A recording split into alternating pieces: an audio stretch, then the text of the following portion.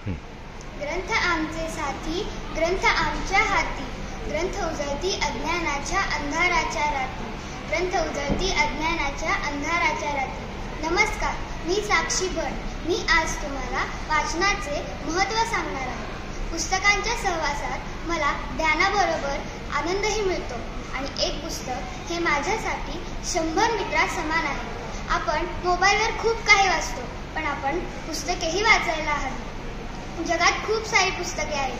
त्यात म्हटलं तर रामायण व महाभारत. रामायण वाचल्याने श्री रामाच्या काळातील गोष्टी कळतात व महाभारत वाचल्याने श्री कृष्ण आणि अर्जुन यांच्या कथा कळतात.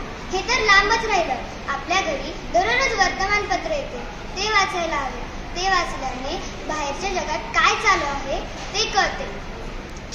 रामायण व महाभारत वाचल्याने आपल्याला जीवनावश्यक मूल्ये कळतात. आपल्याला वाचनाची सवय लहानपणापासून असली पाहिजे. वाचन केल्याने आपल्याला नवनवीन शब्दांचे अर्थ कळतात व आपण स्पष्ट बोलू लागतो.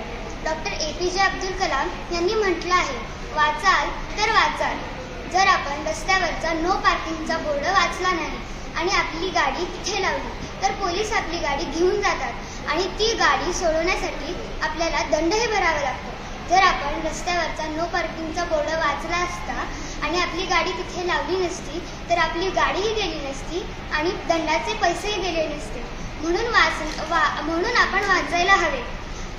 हेच नाही तर अशा अनेक घटना आपल्या जीवनात घडतात, तेही वाचन न केल्यामुळे. म्हणून मी जाता जाता इतकंच म्हणते की सोडून कास अज्ञानाची सवय लावूया वाचनाची. सोडून कास अज्ञानाची सवय लावूया वाचनाची. घेऊन ज्ञान पुस्तकातून उघडू दारे प्रगतीची. घेऊन ज्ञान पुस्तकातून उघडू दारे प्रगतीची. आपला समृद्ध वारसा जपूया आणि वाचन संस्कृती वाढवूया.